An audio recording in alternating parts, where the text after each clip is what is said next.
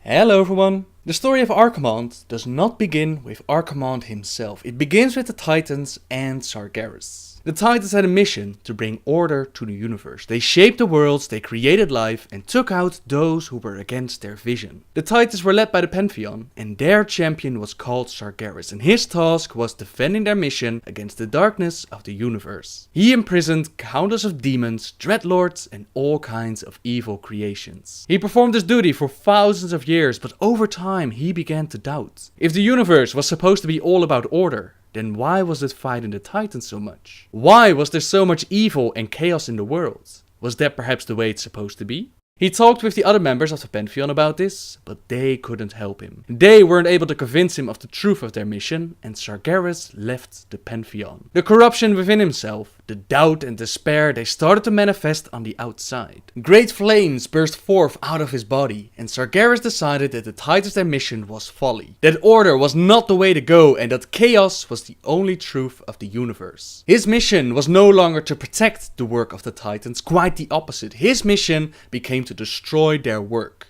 In order to do that, he would need an army, so he made his way to the demons that he had imprisoned and he set them free. The demons, in return, were more than willing to join his army, and the Burning Legion was created.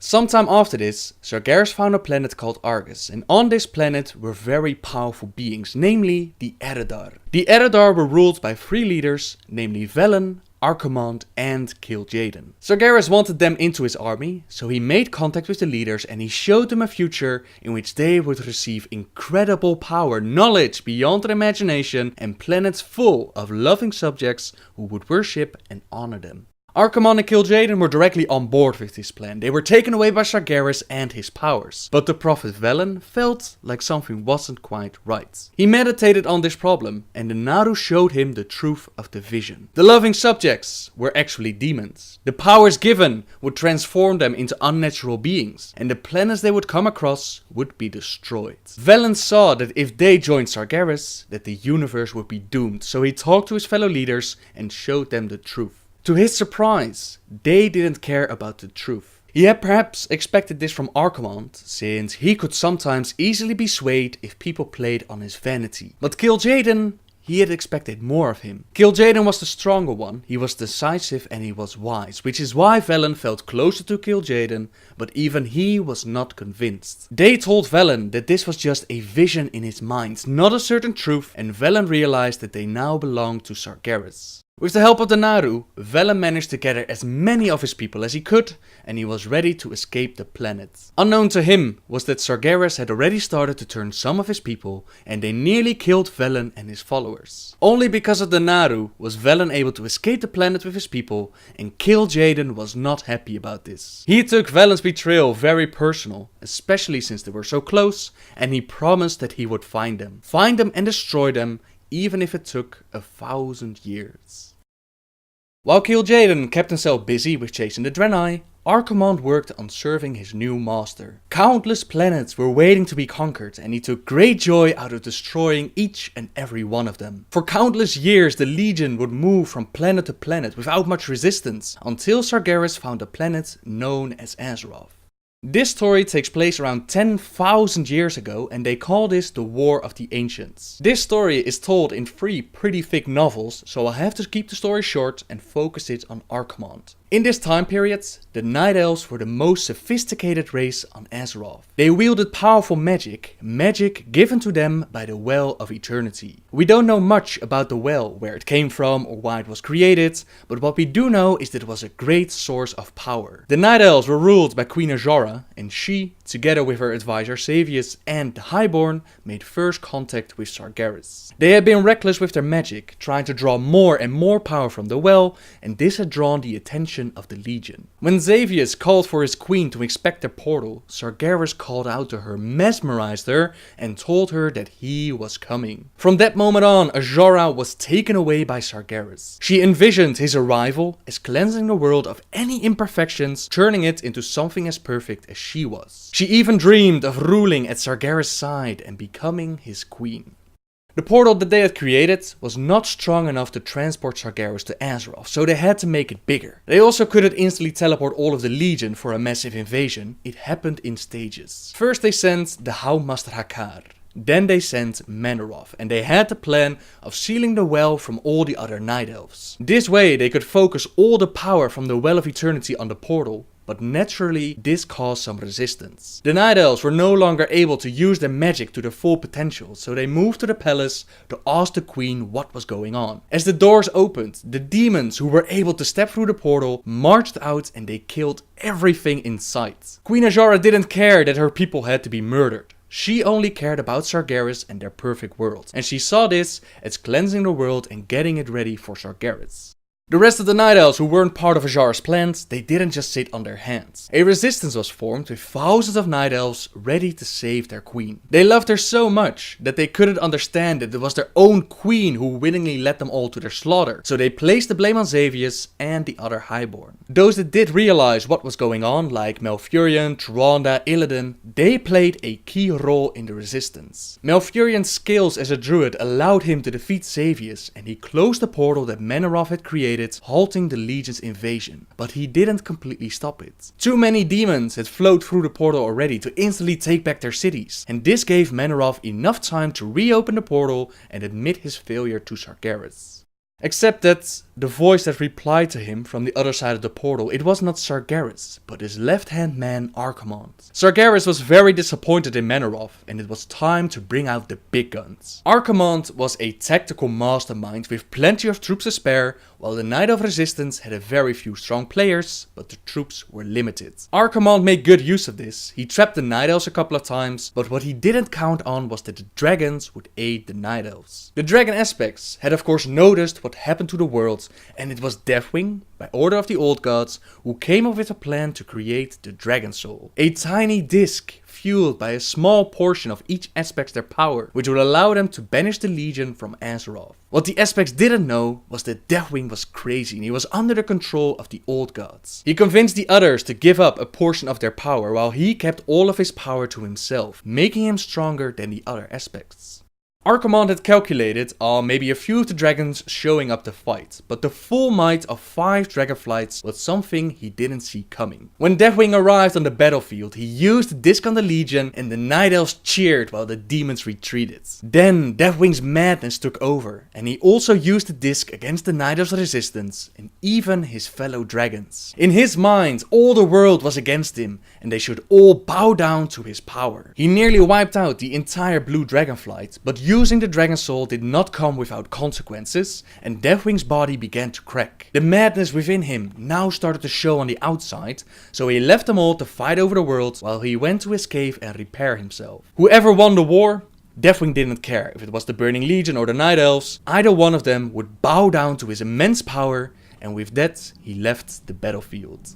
Deathwing and the Demon Soul, as they now called the disc, they were a problem for the future. For now, the Night Elf army had the hold against the Legion. Their commander, Lord Ravencrest, had been murdered, so Lord Destel Star-Eye took command over the resistance. Star-Eye was a noble, a fool, and he lacked the tactical mind of Ravencrest. Archimonde made full use of this, and he had his army retreat, and Star-Eye thought that his tactics were working, that they were able to push the Legion back. In his arrogance, he forgot to look up in the sky where massive amounts of Doomguards were flying over the troops, and in their hands they held pots with red liquid. They poured the liquid over the army, and anything that it touched died a horrible death with flesh melting away. Jared's Shadowsong tried to warn Star-Eye about what was going on, and he urged him to take command, reform the lines, and shoot the demons from the sky. Star-Eye, however, was stunned with seeing so much death around him and knowing that his tactics had failed. Up in the sky, Jared saw more Doomguard coming, and he tried to pull Star-Eye away. Realizing that the commander wouldn't move, he turned his mount around and he rode off just in time before the liquid killed Star-Eye and all those around him. Archimonde's tactics could have crushed the Night Elves right there, but Jared unwillingly took command of the host. He ordered archers to shoot down the Doomguards and he reformed the lines, holding the land against the Legion. Now the Night Elves had a chance again. They had a commander not placed in his position because of his title or his status, but because he had a good mind on his shoulders and was able to lead. That did not mean that the victory would come easy, since the demons returned to the battlefield with even more numbers than before. The Legion had countless soldiers living for the pleasure of torment and battle, and Archimonde was not afraid to use them all. This meant that the Night Elves needed new allies, and Malfurion Stormrage had talked with his teacher, the demigod Cenarius, about asking the other demigods for help. It took a very long time to convince the demigods to join the war effort, but when they did, they killed hundreds, thousands of demons. Being demigods did not make them invincible though, and as each demigod fell to the Legion, Cenarius pushed himself harder to make up for their loss. It seemed like Cenarius himself would fall to the endless numbers of the Legion, but his father Malorn stepped up and saved his life. He raced through the battlefield and he gave the Night Elves a chance to drag Cenarius back. Upon doing so, Archimonde himself entered the battle and he fought with this powerful demigod. Malorn is a white stag and he charged Archimonde with his antlers. He even gave him a good fight, but in the end Archimonde managed to place Malorn in a headlock. He slowly twisted the demigod's head in an awkward angle. A tremendous cracking sound echoed through the region, one that for just a brief moment caused all other noises to cease. Archimonde had killed Cenarius' father. In response, Malfurion unleashed his untapped powers as he tried to avenge the father of his mentor. Great vines spread around Archimonde, which didn't bother him at first. He ripped the small vines, he tried to throw them away, only to see the vines grab onto him again. More and more vines seized his body and he tried frantically to rip them away. Malfurion kept his eyes on the Demon Lord as he repeated his spell, and Archimonde realized that he couldn't free himself, so he clapped his hands and he vanished in a great ball of green fire. So great was Archimonde's power, and Malfurion felt like he had failed his teacher. Malfurion was able to send Archimonde away from the battlefield, at least for the moment, but he didn't vanquish him. Near the end of the story, Sargeras was very close to entering Azeroth, and Archimonde realized that he had failed his master. He would be punished, just like Manoroth would be punished, but it didn't mean that he would just sit and wait for it to happen. He was going to entertain himself, vent some of his rage upon those who foolishly thought that they could stand against the might of the Legion. Archimonde returned to the battlefield once more, killing demons, night elves, dragons, anything that stood in his path. Jared Shadowsong saw the giant approaching, and although he knew that he wouldn't stand a chance, he was not about to surrender. He drew his blade and said, "I await you, Archimonde," and the archdemon laughed. To his credit, Jared stood his ground while Archimonde beat him senseless, and Jared himself wasn't even able to touch the Demon Lord. What they didn't know was that Malfurion and several others had made their way to the Well of Eternity, and they managed to use the Demon Soul to reverse the portal. This did not only stop Sargeras from entering Azeroth, but it also sucked the Legion back to where it came from. The Legion, Manoroth, Archimonde, none of them stood a chance against the power of the Well. As a side effect, the Well was imploding and the land of Kalimdor was about to split apart. The Night Elves fled all the way to Mount Hyjal as the world reshaped itself and turned into how we know it as today. Before this happened, Illidan managed to fill a couple of vials with water from the original well, and he used this on a lake of water to create a new well. The Night Elves had just ended a war against the Legion. A war started because of the original well and dabbling in magic, so they were not happy about this. They wanted to execute Illidan on the spot, but his brother Malfurion pleaded for his life and they imprisoned him instead. To turn this curse into a blessing, the Dragon Aspects decided to plant the World Tree Nordersail over the new well, and they gave it their blessing. For as long as the tree would stand, the Night Elves would be immortal, time would be at their side, and they would have a chance to learn. Before they imprisoned Illidan, he warned them that the Legion would return, that they would thank him one day for creating this well, and that they would need him once more. His warning would become a reality, since Sargeras still wanted to conquer the world, and during Warcraft 3, the Legion returns. Archimonde's brother Kil'jaeden had sent Ner'zhul to Azeroth to start weakening the world and getting it ready for their invasion. Ner'zhul recruited Kel'Thuzad into his army, and Kel'Thuzad created the Cult of the Damned. This cult worked on spreading the plague through Lordaeron, which would not only kill its citizens, but also turn them into the undead, turn them into Scourge, and make them servants of the Legion. Eventually even Arthas would become a Death Knight, and he resurrected Kel'Thuzad into a Lich. They moved to Dalaran, stole the Book of Medivh, and they summoned Archimonde into the world. Come forth, Lord Archimonde. Enter this world and let us bask in your power.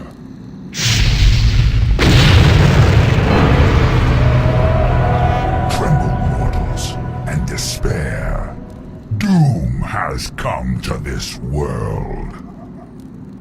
You have done well, little lich. My plan worked perfectly. Lord Archimonde, all the preparations have been made. Very well, Tichondrius.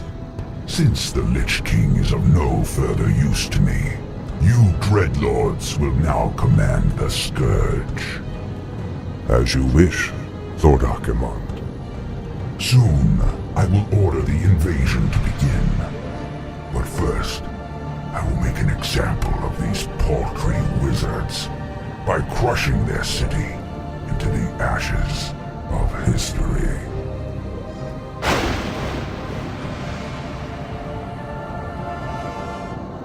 This has got to be a joke.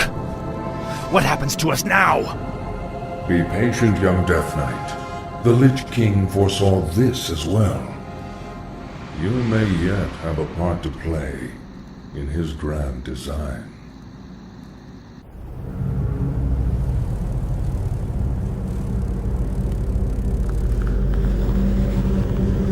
Agir Udal Lutarus.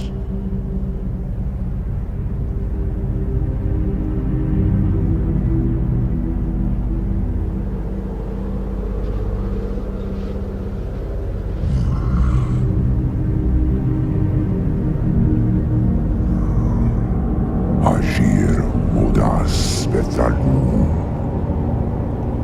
Daltaro Ildas Glaku. Retum Cethara Samanar Kutamus.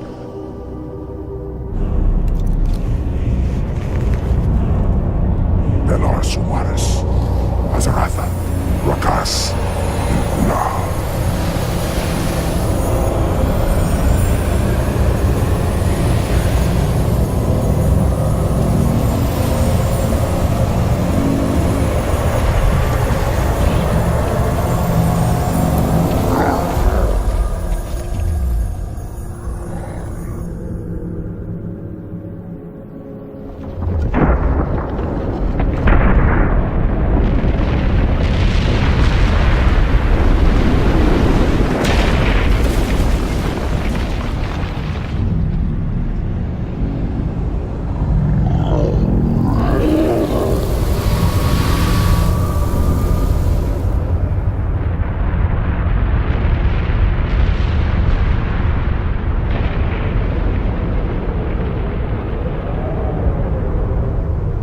Belanora, Mordanos Melar, il amor no falos cadar.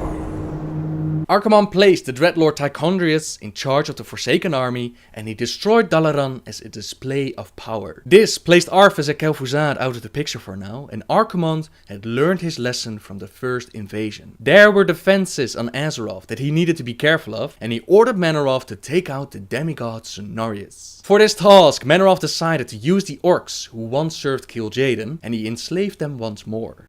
Grom Hellscream and his warriors were chopping trees in Ashenvale, and this angered Cenarius and made him appear. He destroyed the orcs their base, and it looked like he was too powerful for even Grom Hellscream. One of the witch doctors in his army sensed a powerful dark power within the forest, which led the orcs to a pool full of Manoroth's blood. When they found the pool, the witch doctor warned Grom not to drink. One of his warriors told him that this was against all that Thrall had tried to change, but Grom didn't listen. He embraced the powers from the pool, used them to kill Cenarius, and in the process placed his people in chains. Though you orcs failed the Burning Legion before, you will now serve us once again. No. We are free. Now they were servants of the Legion again, just like they were back on Draenor. Thankfully for Grom, Jaina, Proudmoore and Thrall were told by the Prophet Medivh that they had to work together to stand against the Legion, and Jaina helped Thrall cleanse Grom from the demon's corruption. Afterwards, Grom and Thrall they teamed up, they found Manoroth, and Grom killed the Pit Lord, setting his people free and killing himself in the process. Archimonde didn't care about losing Manoroth since his mission was a success. Manoroth had killed the demigod Cenarius, opening the way further for the invasion.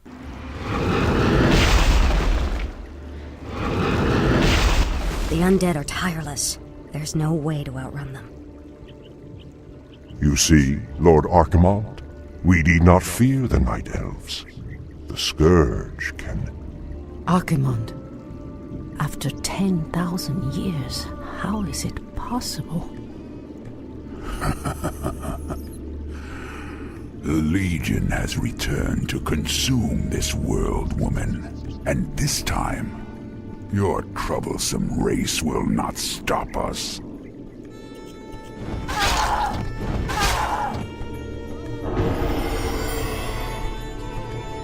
Fools!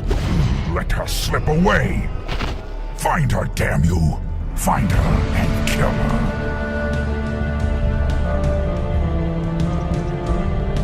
The day we have long feared has finally come.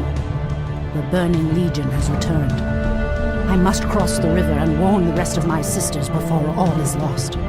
Tyrande moved to awaken Malfurion from the Emerald Dream to help against the Legion's invasion. She also decided that it was a good idea to release Illidan from his prison, hoping that he would help them against the Legion. Illidan's love for Tyrande was so strong that even after 10,000 years of rotting away in jail, he still agreed to help her. It has been an eternity, brother. An eternity spent in darkness. Illidan. You were sentenced to pay for your sins. Nothing more. And who are you to judge me? We fought the demons side by side, if you recall. Enough of this, both of you. What is done is done. My love, with Illidan's help, we will drive the demons back once again and save what is left of our beloved land. Have you even considered the cost, Tyrande? This betrayer's aid may doom us all before the end. I will have nothing to do with this. Malfurion wasn't okay with Tyrande's plan of setting Illidan free, so Illidan moved away from them and decided to do it on his own. He met with the Death Knight Arthas, who pointed him towards the skull of Kil'jaeden. The skull was being used by the Dreadlord Tychondrius to corrupt the forest, and its powers would give Illidan the strength to defeat him. Foul demon! What have you done with my brother? It is I, Furion. This is what I've become. No. Illidan, how could you? The leader of the undead has been destroyed, and the forests will heal in time.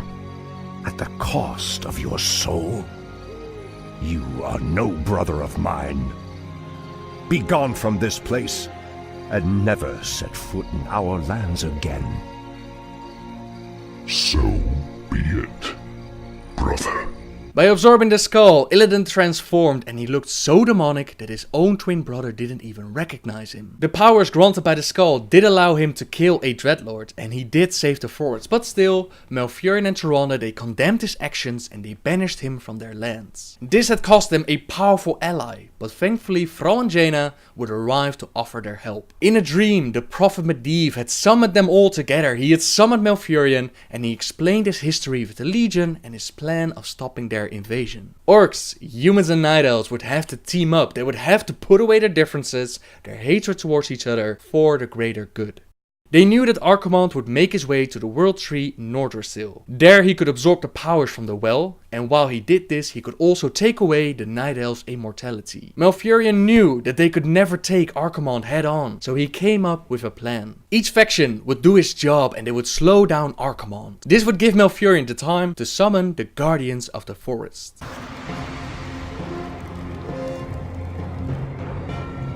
You are very brave to stand against me, little human. If only your countrymen had been as bold, I would have had more fun scouring your wretched nations from the world.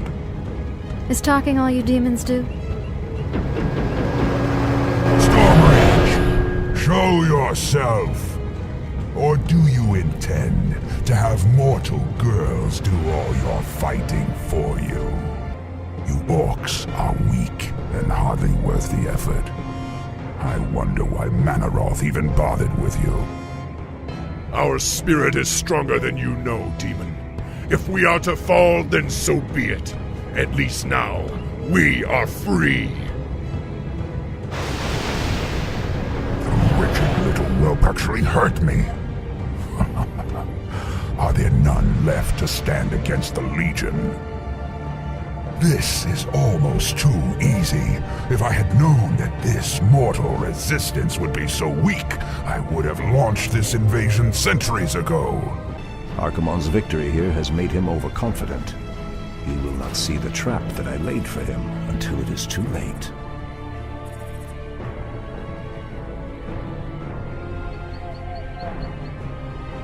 At last, the way to the World Tree is clear. Witness the end, you mortals. The final hour has come. It was Archimonde's arrogance that had him believe that he easily defeated the defenses of the world. He didn't pay attention to the small wisp gathering, and he had his eyes only on the World Tree Nordrasil.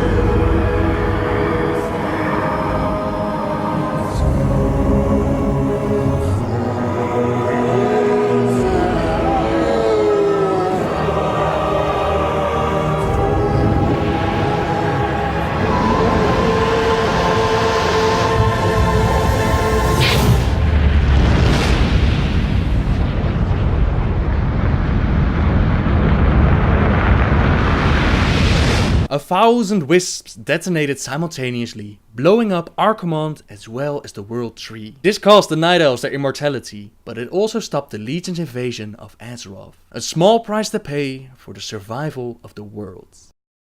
Does this mean that Archimonde's story is completely done? Well, it is for the moment, but we also know that certain demons can never be killed on our planet. The only way to truly end them is killing them within the Twisting Nether. Is that the case for Archimonde? Well, we don't know, but it leaves a window open for Blizzard if they ever want to bring him back into the story. I'll leave it up to you to decide if that's a good thing or not. Is it possible that we will see Archimonde in Warlords of Draenor? It's possible, but much like Kil'jaeden, the question is, how big of a threat would Archimonde be? We already defeated him once in Warcraft 3 and once in the Caverns of Time. Does that leave any kind of challenge if you know that you've defeated him before? My personal take on it is that Archimonde would be an awesome fight, especially if they would team him up with someone like Gul'dan or maybe even Manoroth. That would be brilliant. I don't really care that I've defeated him before, since last time we had to blow up a tree, we had to gather 3 different armies, we had to destroy the Night Elves' immortality to destroy Archimonde. Imagine what a fight it could be if we don't have any tricks, just us against this demon lord. I would love to see it, but again, that's just my take on it. Which brings us to the end of this video. Thank you very much for watching, everyone. Subscribe if you like my videos, and until next time guys, see ya!